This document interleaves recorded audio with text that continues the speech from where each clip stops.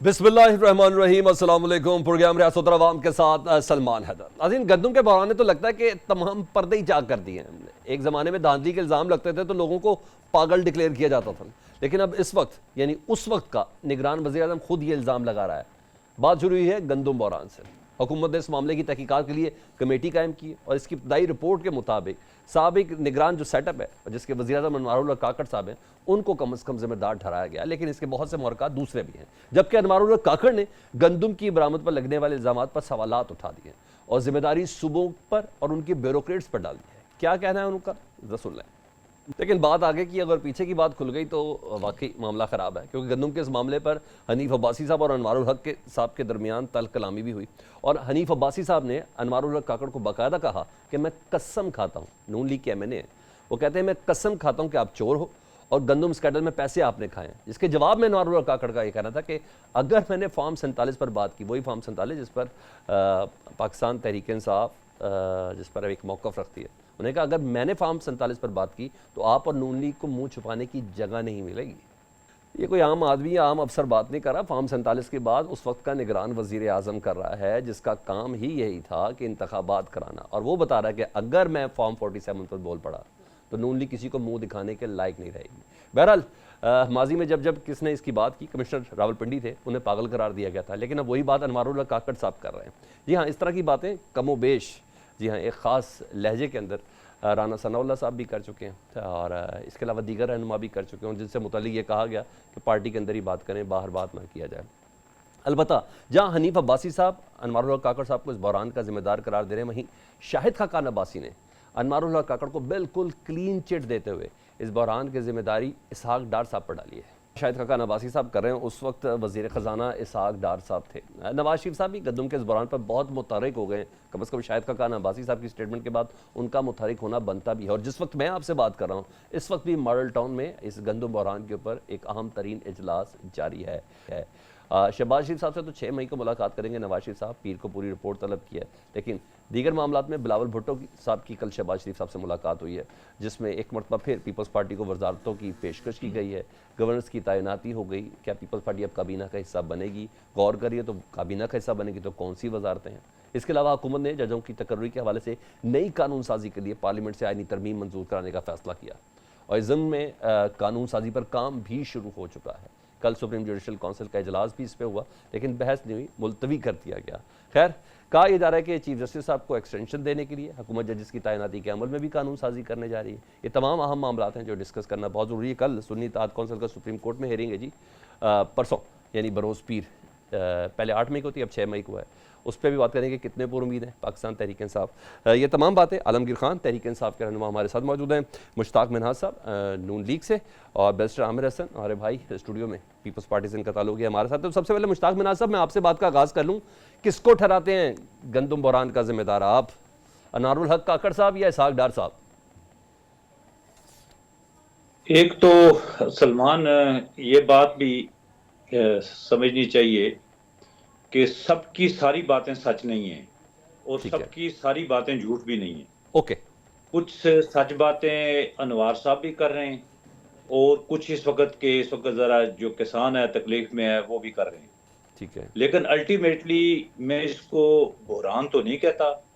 जब आपको गंदम के रेट और आटे के रेट सस्ते हो जाएं और लोगों को थोड़ा सा सब्सिडाइज किस्म का सस्ता आटा मिलना शुरू हो जाए तो फिर बुरान तो जब शॉर्टफॉल हो जाता है, आपको गंदम मिले ना, आप परेशानी में दर बदर, लोगों ने जखीरा अंदोजी कर रखी हो, जब बेचारी गंदम जो है ना वो यानी रुल रही है और किसान को उसकी मर्जी के पैसे नहीं मिल रहे और रेट गिर रहे हैं और आम पब्लिक को जो है वो सस्ता आटा मिल रहा है, सस्ती गंदम मिल रही है और बेचारे ज़रा उससे किसान जो है, जिन्होंने काश्तकार, खास करके किसानों में से जो छोटे काश्तकार हैं, जो परेशान है, बड़े लोग तो आपको पता है अपने हिसाब किताब से उनके पास अल्टरनेट कोई एक यानी ज़रिया नहीं होता, वो बाकी ज़राए भी होते हैं।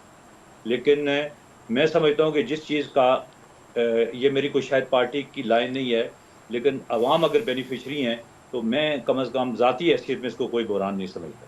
तो अगर किसान परेशान है, सड़क पर है, एहतजाज कर रहा है, गंदम उसकी सड़ रही है, खरीदने वाला हुकूमत आगे नहीं बढ़ रही, तो आप इसको बहरान नहीं समझते सर?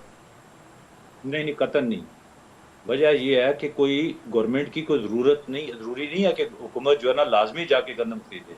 अच्छा। आपने एक स्पोर्ट प्राइस आपने मुकर्रर की है, और उसके ऊपर आपने ज़ाहिर है, अगर उसके बाद अगर बाइस से गंदम आ गई है और सरप्लस गंदम है और उसका रेट नीचे गिर रहा है, और अल्टीमेट उसके बेनिफिशरी जो हैं वो पाकिस्तान के अवाम है, गरीब लोग हैं, और रोटी सस्ती हो रही है, तो फिर ठीक है। किस चीज़ का बुहरान है? अच्छा, वैसे अपने मंशूर में और इलेक्शन की तकारीर के अंदर कहा गया था कि किसानों को बेहतरीन रेट्स देंगे, पिछले साल की निस्बत बेहतरीन रेट्स देंगे। ये गवर्नमेंट नहीं कहा हुआ है, हमने तो नहीं कहा हुआ ये बात, या इधर हमारे किसी पैनलिस्ट ने नहीं कही, बाकायदा इस गवर्नमेंट का ये ऐलान है। और उस किसान से जब ये वादा किया जा रहा हो और उसकी फसल भी बम्पर क्रॉप हो और लेने वाला ही ना हो, तो मैं हैरान हूँ। आप कह रहे हैं कि ये कोई बहरान नहीं है। नहीं नहीं, सलमान लेने वाले क्यों नहीं है? आपका क्या ख्याल है, किसी की गंदम जाया तो नहीं जाएगी? लेने वाले बेशुमार हैं। हजार हा शजर सायादार राह में किसने ठीक आपको है। कहा कि लेने वाला कोई नहीं है? जब 24-25 करोड़ पेट आपके मुल्क में हों, और उस 25 करोड़ पेटू ने 3 मरतबा खाना खाना और गंदम ही खानी है, नाश्ते में भी, दोपहर में भी और रात ठीक को, है। तो फिर अपना खरीदने वाला आपका क्या ख्याल है कि वो पानी पीकर गुजारा करेंगे? यही रोटी अच्छा, हमारे पास वैसे गरीब आदमी के मुश्ताक पास मिराज है भाई, क्या? आप हमेशा ना रोटी है। आउट ऑफ द ब्लू बोलते हैं और कमाल बोलते हैं और बाकी पार्टी लाइन से हटकर बोलते हैं। अगर ये बहरान इतना सीरियस ना होता ना, तो इस वक्त मॉल्टन में ये बात नहीं हो रही होती, इस टाइम ये इजलास ना हो रहा नहीं नहीं, था, वो 6 मैं तारीख को कहता हूँ रिपोर्ट कि ना मैं मंगवाई अल्टीमेट होती में अवाम की शहबाज बात शरीफ कर रहा साहब हूँ से। शगत। अगर अवाम को मिल रही है, सस्ती मिल रही नहीं है, मिल रही। अगर फर्ज किया स्पोर्ट प्राइस जो है ना 4,000 की हो जाती है और आपको 5,000 में मिलती, तो क्या उस वक्त बुरहान ना होता? ठीक। नहीं नहीं, मसला बुरहान तो उस इंपोर्ट वक्त क्यों पैदा की। होता है कि जिस वक्त आपको रोटी जो है ना 50 रुपए में भी ना मिलती, ठीक सर। गंदम आपको ना मिलती, मेरा फ्लोर ख्याल है मिलें ये, बंद हो जाती। मेरा ख्याल वो है ये, बुरहान है, ये अब जब सरप्लस है। अच्छा, मसला ये है कि गलत अदाद शुमार के ऊपर गंदम इंपोर्ट की गई। मैं आता हूँ दोबारा। आलमगीर साहब, ये गंदम का बहरान है, तहरीक इंसाफ लगता है शायद इल्ज़ाम ही लगा रही है। आप लोग सियासत कर रहे हैं क्या? वाकई आपको ऐसा लगता है कि ज़िम्मेदार निगरान सेटअप है या मुस्लिम लीग नून का सेटअप है? देखें, एक चीज़ समझे कि हमारी जीडीपी का एग्रीकल्चर सेक्टर 17% है और उसमें 2% जो है वो गंदम का ये जो सारा सेक्टर है ये आता उसमें। और इस वक्त लोकल फार्मर्स को एक एस्टिमेट के मुताबिक कोई 380 अरब रुपए का नुकसान होना है इस ये जो बाहर से इंपोर्ट कराई गई इसकी मद में। और एक तरफ ट्रेड डेफिसिट को लेकर, डॉलर रेट को लेकर आप एक इंपोर्ट्स पर पाबंदियां लगा रहे हैं, एलसियां नहीं खुलती, तमाम इंपोर्ट रिलेटेड बिजनेसेस आपने तकरीबन बंद कर दिए, और दूसरी तरफ आप गवर्नमेंट खुद इंपोर्ट के लिए रास्ता खोलती। और जहां बम्पर क्रॉप होनी है, ये कौन लोग थे जो आज़ादो शुमार कर रहे थे? ईसीसी के अप्रूवल कैसे हुआ? तो और अल्लाह की शान देखें कि वो लोग जो पीटीआई के खिलाफ इस्तेमाल होते, वो लोग जो मोहरे थे यानी केयर टेकर सेटअप, और उसके बाद जो ये फॉर्म 47 वाले आज आपस में एक दूसरे पर इल्ज़ाम तराशी कर रहे हैं। तो हम तो ये कहते हैं कि चाहे केयर टेकर थे, चाहे ये फॉर्म 47 वाले हैं, चूंकि ये अवामी मैंडेट से नहीं आए, अवामी हक में ये कोई फैसला इनसे एक्सपेक्ट नहीं किया जा सकता। इनके अपने इंटरेस्ट और पीडीएम की 16 महीने की गवर्नमेंट हम देख चुके, जहां इन्होंने अवामी मफाद में कुछ नहीं किया, सिर्फ अपने नैब के केसेस ख़त्म किए, इलेक्शन के कवानीन में तरामीम की, और एक एक करके अपने लीडरान को बरी करते चले गए। अच्छा तो आलमगीर ये साहब, इनकी priorities मैं थी थोड़ा सा और आज माजी भी याद यही कराना नजर चाह रहा हूँ। मैंडेट आपके पास था ना 3.5 साल के लिए, तो उस वक्त एक चीनी कमीशन बना था, उसमें भी कुछ लोग जिम्मेदार ठहराए गए थे, और उस कमीशन के फैसलों पर अमल भी नहीं हुआ, सजा ही नहीं आज तक हो सकी। तो इनसे एक्सपेक्ट करें कि इनके पास मैंडेट नहीं है और ये सजा दे देंगे उन लोगों को? हमारे वक्त में जो कमीशन बना उसकी रिपोर्ट भी आई, उन लोगों पर केसेस भी बने, किन लोगों ने उनके केसेस माफ़ किए, किन लोगों ने उनको सियासी जमात बना के दी, इलेक्शन में इस्तेमाल किया, वो भी तारीख़ का हिस्सा है आपके सामने, कभी उस पर अलग से एक प्रोग्राम कर लें। रही बात इनकी, तो ये आज इल्ज़ाम तराशियाँ हो रही हैं, एक दूसरे से जिम्मेदारियाँ, एक दूसरे पर टोपियाँ उछाली जा रही हैं। तो मैं समझता हूँ कि इसका कोई एंड नहीं होना। और फिर मेरे बड़े मोहतरम हैं, मेरे भाई हैं जो कहते हैं कि ये कोई बहरान नहीं है, तो इससे ज़्यादा क्या बहरान होना है कि आप लोकल फार्मर्स एहतजाज कर रहे हैं और जो एहतजाज करता है उसको भी जेल में डाल देते हैं, यानी एहतजाज का हक भी छीन रहे हैं उनसे। और फिर ये जब एक सूबे में प्रॉब्लम आती, दूसरे सूबे में स्मगलिंग शुरू हो जाती, दूसरे सूबे में वही गंदम जो है वो चोरी करके दूसरे सूबे में ज़ख़ीरा अंदोज़ी शुरू हो जाती, फिर अफ़गानिस्तान बेची जाती। ये एक कड़ी से दूसरी कड़ी मिलती और बहरान पूरे मुल्क में क्रिएट होता। और सिंध में भी इस वक्त आप मीडिया ने रिपोर्ट किया है कि सरकारी गोदाम से 40,000 बोरियां गंदम की गायब हो गई हैं। 2 पाँव वाले चूहे गायब करके ले गए, खा गए उसको। नहीं, अभी तो और भी बड़ी चीजें आई हैं। मौजूदा हुकूमत ने 8 फरवरी में आने के बाद भी कुछ चीजें इंपोर्ट की हैं और गंदम ही इंपोर्ट की है। 98 अरब 51 करोड़ रुपए की गंदम दरामद किए जाने का इंकशाफ हुआ है। ये बाकायदा एक रिपोर्ट हो रही है और ज़राए इत्तलात को कंफर्म भी कर रहे हैं। मैं इस पर आगे चल के बात करूंगा। मैं अगर बैरिस्टर आमिर हसन मेरे साथ है। बैरिस्टर आमिर हसन, हम देख रहे हैं पाकिस्तान तहरीक इंसाफ आवाज़ बुलंद कर रही है और शायद कुछ और जमातें भी कर रही हैं, लेकिन पीपल्स पार्टी, मजदूरों की जमात, किसानों की जमात और पता नहीं क्या क्या कहा जाता है, वो क्यों खामोश है?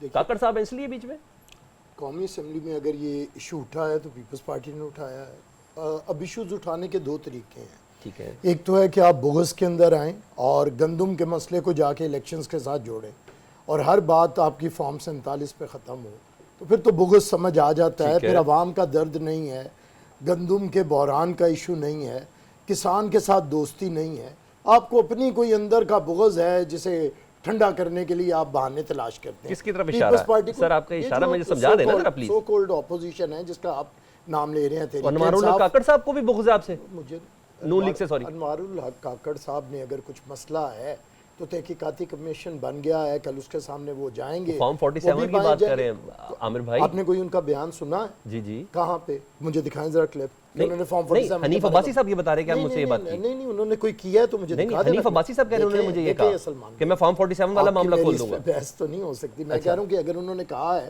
तो मुझे क्लिप दिखा दें। चलाया, दोबारा चला देता हूँ। हाँ, दोबारा दिखा दें अगर उन्होंने कहा है, और अगर कहा है तो इस पर तहकीकात होनी चाहिए। देखिए, पहले तो बात यह है कि इश्यूज़ कैसे उठाने हैं और इश्यूज़ कहाँ पे रिजॉल्व होने हैं। पाकिस्तान के अंदर ये पहला मसला नहीं है, पहले भी होता रहा। पीपल्स पार्टी हमेशा इसके खिलाफ बोलती रही क्योंकि हम लोग किसान दोस्त हुकूमत और जमात हैं। हम जब आते हैं इमदादी कीमत फसलों की बढ़ाते हैं और किसान को फ़ायदा देते हैं, लेकिन जब भी होता है कि पाकिस्तान के अंदर, आपको पता है जब पीपल्स पार्टी की हुकूमत आने से पहले आटे के लिए लाइनें लगती थी और गंदम आप उस वक्त भी इंपोर्ट करते थे। फिर पीपल्स पार्टी ने इतनी यहाँ पे पैदावार की कि आपको एक्सपोर्ट करनी पड़ी। ठीक है। अब ये जब भी इंपोर्ट होती है, असल में यहाँ के काश्तकार को नुकसान पहुँचाने के लिए बाबू करते हैं या कोई माफिया करता है, और ये सबके लिए मसाइल हैं। आज जो ये बड़ा या ज़्यादा इशू अवाम दोस्त या किसान दोस्त बनना चाह रहे हैं, ठीक है, इनके दौर में चीनी का कितना बड़ा स्कैंडल था, क्या क्या हुआ आपको पता नहीं है सारे मामला। तो मैं समझता हूं कि बजाय किसी बुग़्ज़ के अंदर इशू को उठाया जाए, कैसे तय होगा आमिर भाई कि ये बुग़्ज़ नहीं है, ये एक्चुअल प्रॉब्लम है, ये कैसे तय होगा? जब आप एक और जरा एक मिनट रुक जाए जरा। सर कह रहे थे ना कि अनवारुल हक काकड़ साहब ने वो जरा मजे लेने वाली बात भी बता दें। हनीफा वैसे तो मैं मजे ले रहा था, जरा बताइए सर। नून लीग अनवारुल हक काकड़ साहब के मजे ले रही है और आप कह रहे हैं कि अनवारुल हक काकड़ साहब ने खुद कहा, जरा खुद आके बता दें। मैं तो कह रहा हूँ कि अगर कोई इशू है तो उसकी तहकीकात हो जाएंगी, लेकिन मुझे ये बताएं कि गंदम करते ना। अच्छा आमिर भाई, हम मुझे भी मौका दे दें। जी जी, मैं आप ही को मौका देता हूँ भाईजान। मैं तो आप मेरे पास होते तो इसलिए मेरा दिल करता है मैं आपसे मजीद सवाल कर लें, फिर मैं पास ही बैठा। अच्छा ठीक है, अच्छा ठीक है, अच्छा ठीक है। ताकि आपने जैसे देखिए, मुझे बोलने देंगे तो बात होगी ना। बात ये है कि अगर तो आपने मसले का हल, अगर गंदम का स्कैंडल फॉर्म 47 के साथ कोई इसका ताल्लुक है तो मुझे बता दें, फिर हम भी ऐसी अपोजिशन कर लेते हैं इतनी सीरियस किस्म की कि फॉर्म 47 उठा के आ जाते हैं और आप उसे किसानों को रिलीफ मिल जाए। फॉर्म 47 से अगर कोई मिलता है, देखिए पाकिस्तान के अंदर जो मसाइल हैं उन मसाइल को मसाइल के साथ नहीं करें और उन्हें हल कैसे होना है उसका फोरम असम्बली है, आपके अवामी नुमाइंदे हैं, आपकी सूबाई हुकूमतें हैं। मैं समझता हूँ कि अगर आप पाकिस्तान के अंदर हर चीज़ को सिर्फ फितना परदाजी के लिए रखें और पाकिस्तान के अंदर सिर्फ फसाद क्रिएट करना चाहते हैं, फिर और बात है।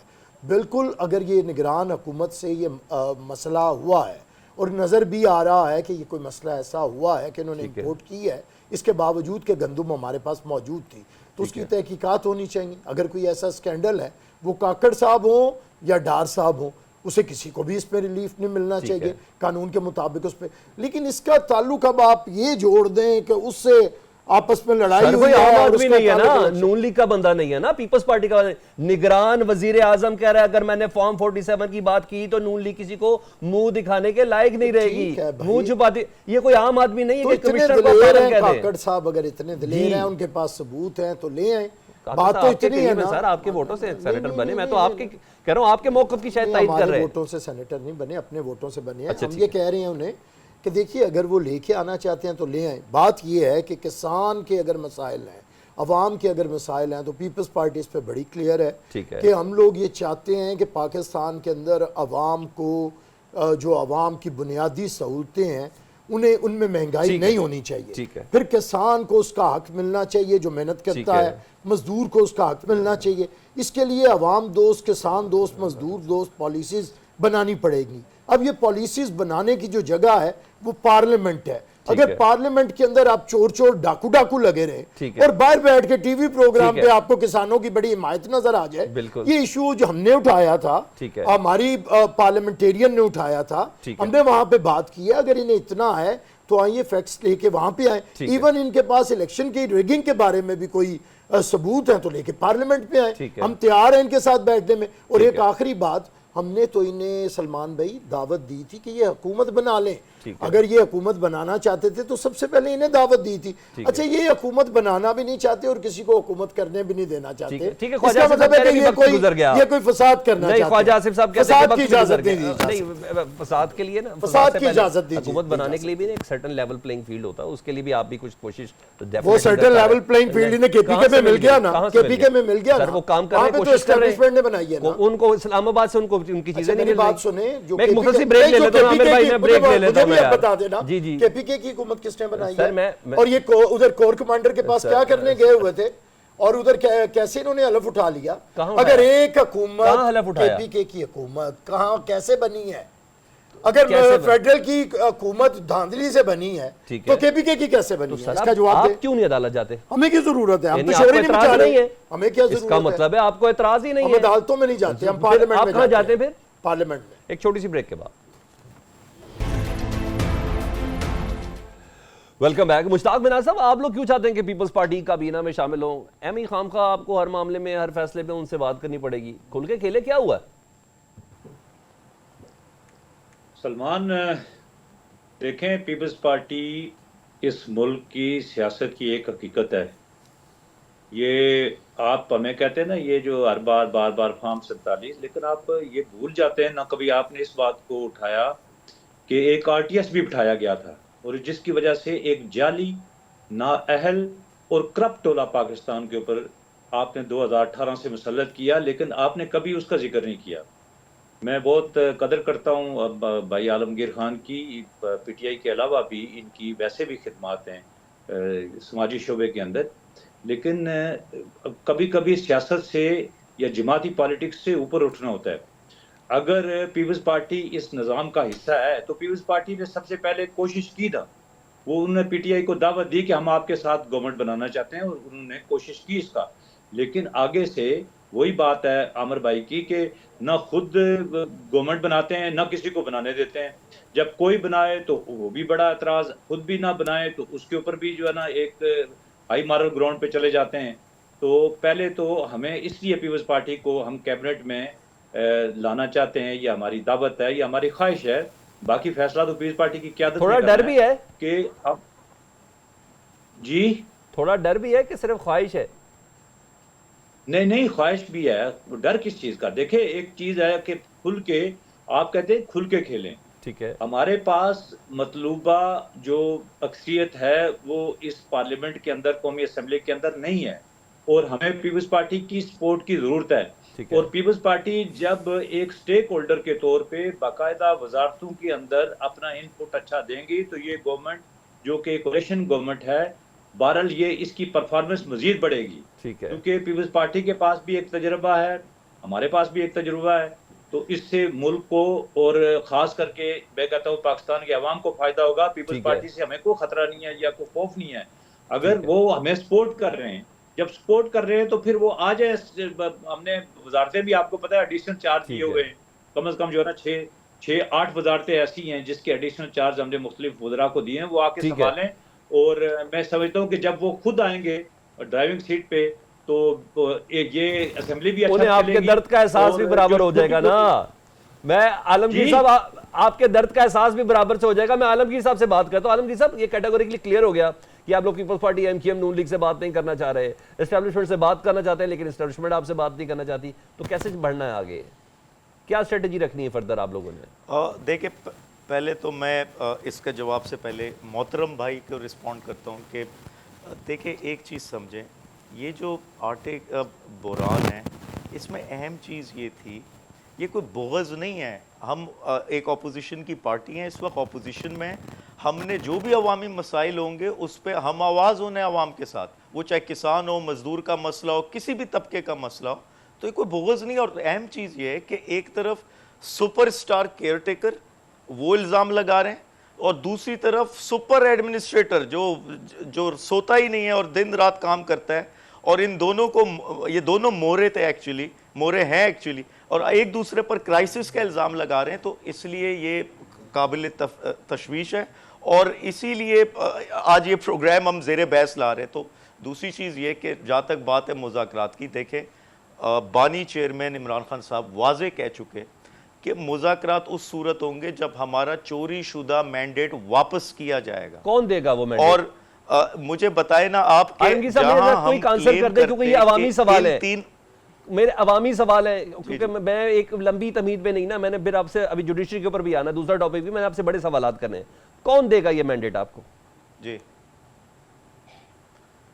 Number 1 chief justice of Pakistan, number 2 high courts में जो ट्राइब्यूनल्स बने इन्होंने, और फिर तीसरा इलेक्शन कमीशन। और बदकिस्मती से इस वक्त ये तीनों फोरम्स पर हम जाते हैं, वहां हमारी सुनवाई नहीं होती।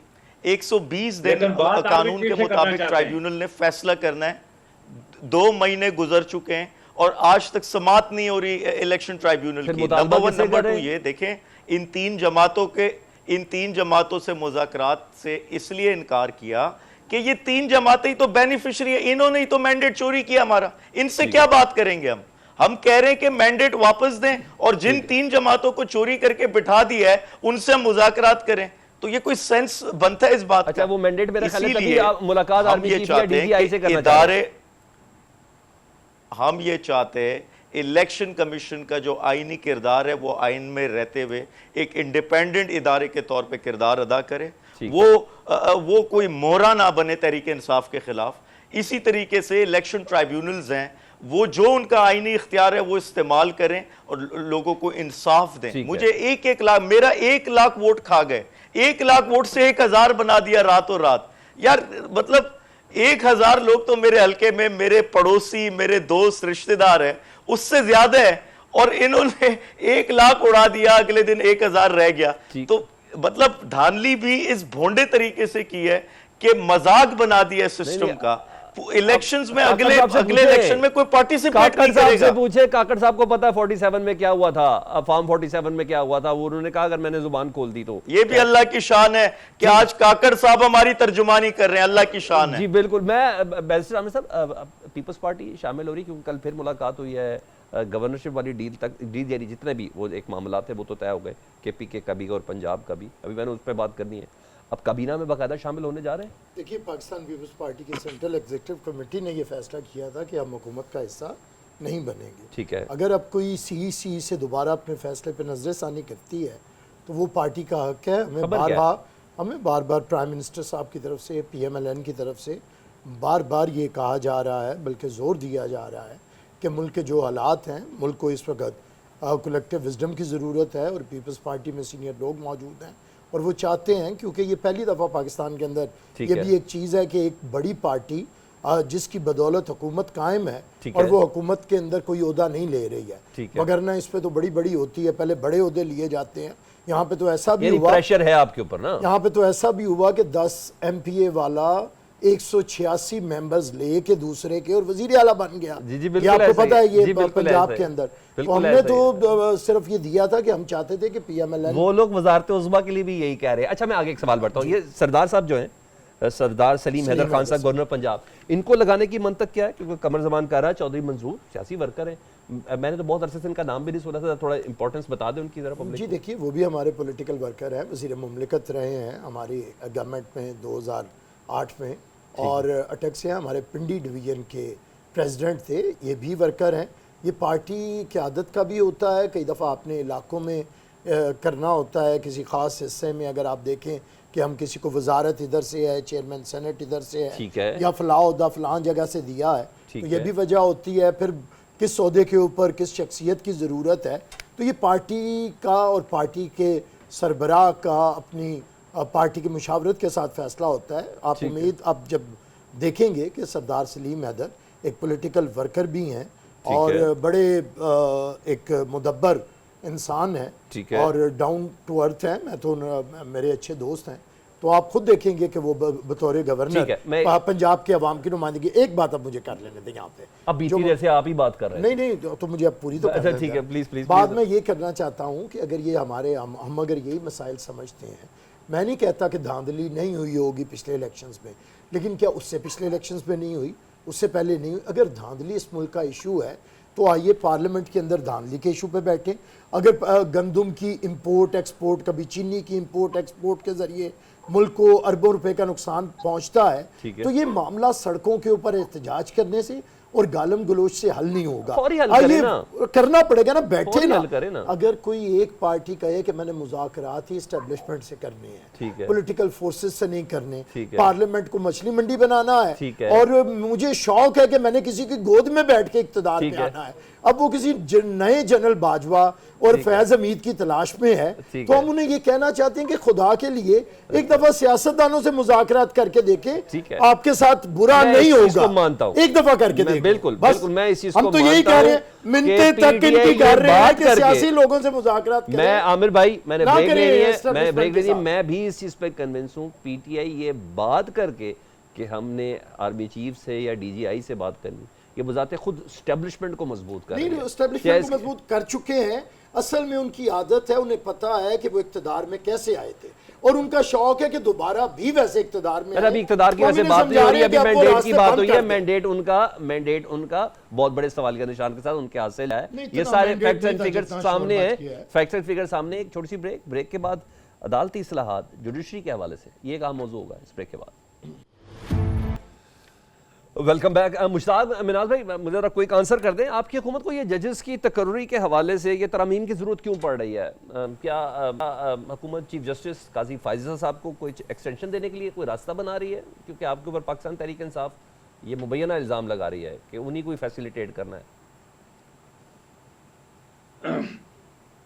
सलमान, बात यह है कि जुडिशरी के अंदर रिफॉर्म्स करने के हर वक्त गुंजाइश जो है वो मौजूद होती है, और आपने करने होते हैं हालात और वक्त के तकाजे इस बात की ज़रूरत महसूस कराते हैं कि फेडरल गवर्नमेंट इस बारे में अपना किरदार अदा करे। तो अगर ये जब तक के ये क्लियर नहीं आती कि वो रिफॉर्म्स हैं क्या, उससे पहले ये सारी बातें करते रहेंगे, क्योंकि हम ये समझते हैं कि जो जुडिशरी हमारे मुताबिक परफॉर्म नहीं कर रही है तो वो ख़राब है। ठीक है, इसी ये जो हमारे पीटीआई के साथी जो दिन रात जो है वो काजी साहब के ऊपर या काजी साहब को मजीद एक्सटेंशन की बात करते रहते हैं, उनको उनकी किरदार कुशी भी होती रहती है, यूट्यूबर्स, ये बाकी सारे मामला जो चलते रहते हैं, इससे पहले इनको ये भूल जाते हैं कि इसी गवर्नमेंट से, यानी जब इनकी गवर्नमेंट थी तो उस वक्त इनके लिए बाकायदा इलेक्शन कैंपेन तक चलाता था कौन? अच्छा मुश्ताक भाई, मैं कम करूंगा, मुझे ना, मैंने बिल्कुल क्लोजिंग की तरफ बढ़ना, मुझे आपसे स्पेसिफिक आंसर्स लेने हैं। इसकी क्यों ज़रूरत महसूस हुई? क्यों 65 साल से 68 साल करना सुप्रीम कोर्ट का और हाई कोर्ट्स का 65 साल के जजेस की करना, इसकी क्यों ज़रूरत महसूस हुई? इदारा है ना, एक प्रोसेस चल रहा है। कोई ऐसी देखें, हर वक्त मैंने कहा कि ज़रूरत महसूस होती है। 65 की आपको पता है अमेरिका में जज की क्या उम्र की आता है? सर वो तो अमेरिका रहने देना सर। जी बताएं ना, ऐसे में मरते दम तक पता है अमेरिका में मरते दम तक जज है वो। इस वक्त आपको पता है, यानी मरते दम का मतलब है कि अगर आप जब तक फातुर अकल ना हो जाए और बिल्कुल बेड रीडर ना हो जाए, आप ये परफॉर्म करते रहते हैं। बिल्कुल ऐसा ही है, बिल्कुल ऐसा ही है। मैं ऐसी बात नहीं है कि यानी ये कोई मैं बहुत ज्यादा हामी हूँ कि जजेस की उम्र जो है वो बढ़ाने की। लेकिन अगर आप ये समझते हैं कि अगर आर्मी चीफ की मुद्दत बढ़ाई जा सकती है, हम पार्लियामेंट की हमने मुद्दत जो है ना बढ़ाई है एक तरह से, आपको पता है पिछली हमारी अपनी गवर्नमेंट थी, हमने ठेस खास के थोड़ा सा आगे ले गए ना। तो अगर चीफ जस्टिस साहब को काम करने के लिए 3 साल मिल जाएं तो वो बेहतर परफॉर्म कर सकते हैं। क्यों कोई दूसरा जज क्यों नहीं कर सकता? के लिए भी चीफ जस्टिस आते रहे, कोई दूसरा जज क्यों नहीं कर सकता? क्योंकि इदारा है ना, इदारा मजबूत करें, बंदे मजबूत ना करें ना। खैर आता हूं मैं आलमगीर साहब के पास चला जाता हूं। इदारा ही मजबूत होगा ना अगर एक नहीं, ये बंदा मजबूत करने वाली बात होगी, ये तो शख्सियात को मजबूत करने वाली बात है। मैं अभी आता हूं, आगे आता हूं।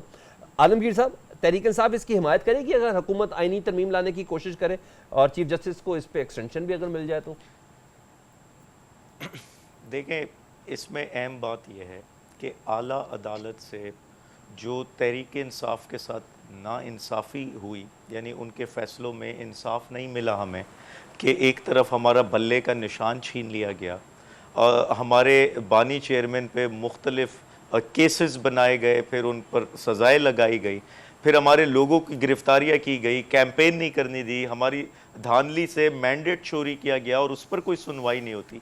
और फिर इस नाइंसाफ़ी के नतीजे में ये पार्लिमान बनती फॉर्म 47 पे, और वो अगर इस तरीके की कानून साजी करती या कोई तरामीम करती, तो मुझे बताए ना कि इस अभाम नहीं पैदा होगा तो क्या होगा कि वो बेनिफिशरीज हमारे साथ मेजॉरिटी रिक्वायर्ड है, बेनिफिशरीज हैं। आपके बगैर ये होना नहीं है। कौमी असेंबली में तो इनको 2/3 मेजॉरिटी है, सेनेट में आप लोग हैं, आपसे बात करनी पड़नी, इसलिए पूछ रहा हूँ।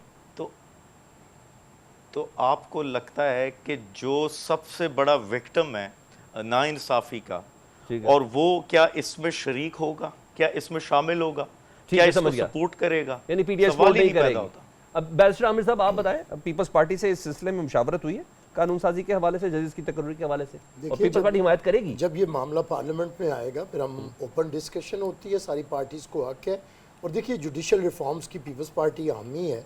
हम लोगों ने जब चार्टर ऑफ डेमोक्रेसी के तहत हमने 18th अमेंडमेंट की थी तो उसमें भी था, उस वक्त नहीं किया था PMLN ने, क्योंकि उस वक्त इनका ज़रा जस्टिस इफ्तिखार के साथ एक मोहब्बत थी। और फिर आपको पता है कि जजों की तकर्री के ऊपर भी एक जुडिशल मार्शल लॉ हम समझते हैं जो फैसला वहाँ से आया था, और जिस पे पार्लियामेंट्री कमेटी का रोल बड़ा कम कर दिया गया, जिसे अब दोबारा गवर्नमेंट के लेके आ रही है। तो पीपल्स पार्टी तो जुडिशल रिफॉर्म्स के हक में है।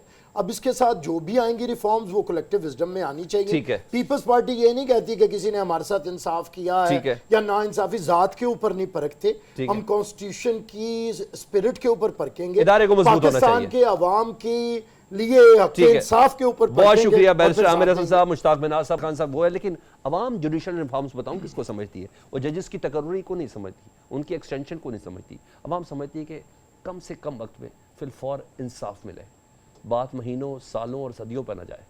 मुझे तो ऐसे लगता है। प्रोग्राम से इजाज़त दीजिए, अल्लाह हाफिज़।